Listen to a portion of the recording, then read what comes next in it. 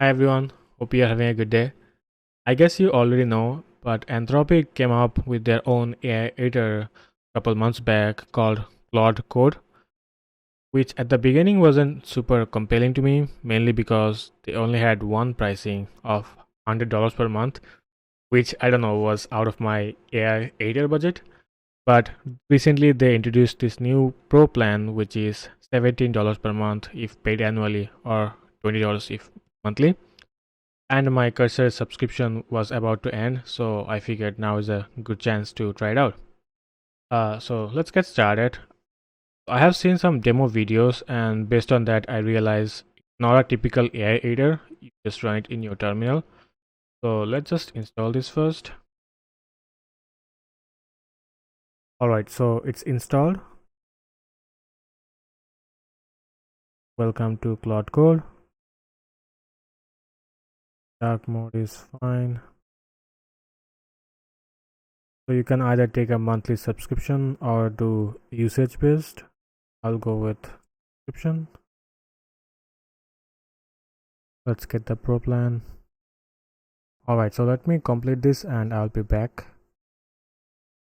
Great, so now we are in the Pro plan, so I think we can start using it now. Okay, so we are in. Continue. Do you trust? Yes, I do trust.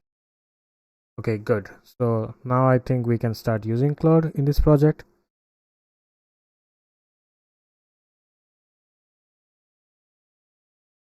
And I believe Claude can look at the whole project and read all the readmes or code. This is LinRush, our React/TypeScript web application built with modern web technologies. Based on the code structure, it appears to be a SaaS platform focused on keyword research. Some key features: we have a landing page, we have authentication, which is super base backed, looks good. We have dashboard with keyword research abilities, subscription based billing system. All looks good, and I think it did a very good job assessing the project. Now let's see if it can add a new feature for us. I'll open the project in a new tab. Alright, so we are in the dashboard. If you have seen some of my previous videos, you probably know about this app. Basically, LinRush is an app where you can track what the AI is talking about you. So this is an account for Notion, so you can see some of the questions that were asked, like can you recommend a task management app for freelancers? The AI gave a bunch of answers and mentioned some of the tools, and Notion was in there.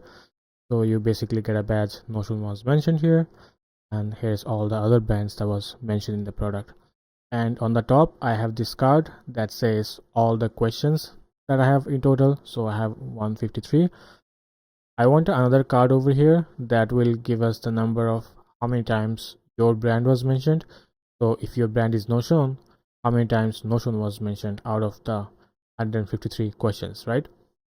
So let's see if Claude can do that.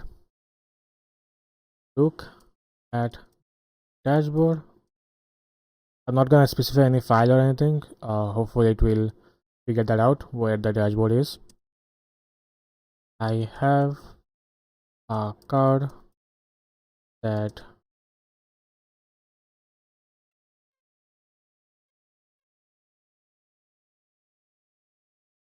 it's a good practice to ask it to plan first. So I'm gonna do that. I spelled the first wrong, but hopefully it can understand. So I think here on real time you can see the number of tokens being used, and you can also see how the Claude is thinking. This is the task it will follow: analyze dashboard.tsx, and then check up the hooks, get a band mention card. Everything looks good, and it looks like it's going through all the tasks one by one. So the first is analyze the dashboard.tsx, like it did that. Also analyze the brands, nice. Also analyzed answers. Perfect. I can see the current structure. The dashboard has one card showing the total questions that counts answers.length. So I need to create a similar file or a similar card for total brand mentions that counts mentions across all answers. So here's the plan. Analyze existing structure. Then count brand mentions. Need to count total mentions from answers.mention entries array across all answers. Alright, so it did a really good job assessing the whole code. I think it's on the right track.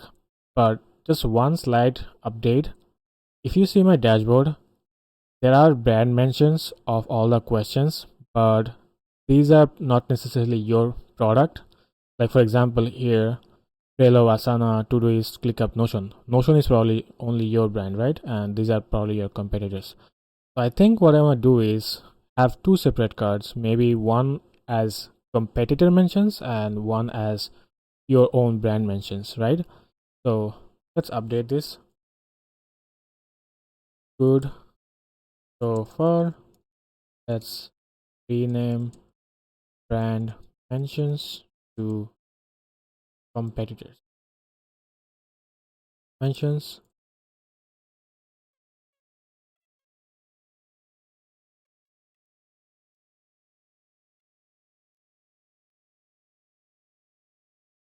I'll not give it any clue in terms of code.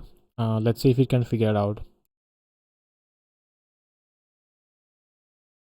Perfect. So we need two separate cards. One is for project mentions, one is competitor mentions. I need to understand how to determine between the customer's brand and competitors. Looking at the dashboard, I can that selected brand not name contains customer's brand name. Damn. Yeah. And answers dot mention entries contains all the brand mentions. Let me check all the current logic and see how it works. Blah, blah. Great, I can see answer dot mention type equals to brand indicates when the customer's brand is mentioned. So yeah, let's move on. Looking good.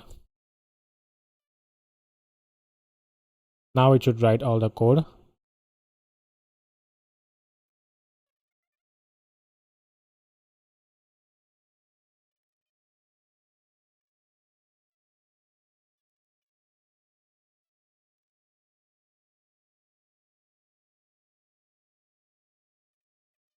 Okay, so it's done. Now let's see the dashboard. Great, now we have three cards, total questions, project mentions, competitor mentions. So looks like Notion was mentioned 97 times and the competitors were mentioned 1100 times. I'm not gonna go and count all this now to verify, but I might check it on a separate account where I have less questions. But so far it looks very accurate and did a really good job. I'm actually pretty impressed.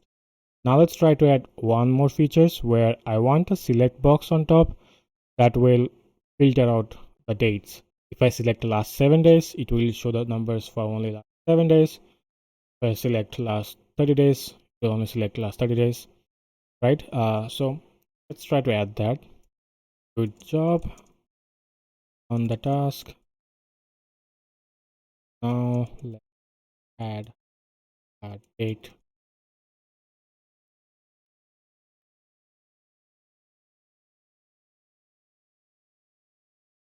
Enter.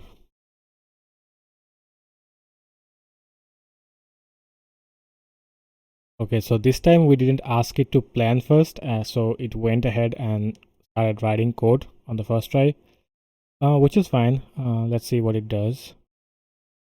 I can see it imported some of the select boxes. Looking good so far. Create the date filters.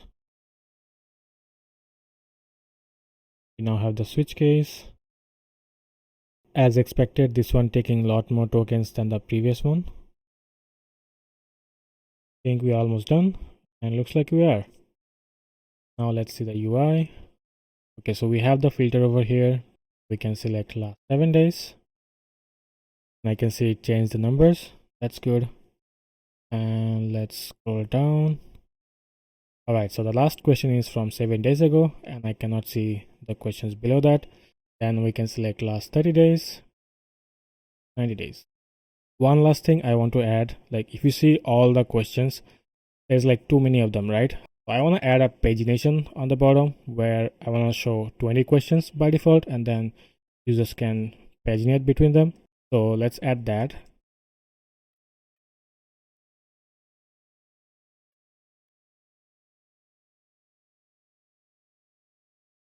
I can ask it to plan first, but I think it's too easy of a feature, so I think it can do it. And just like before, we can see all the to-dos.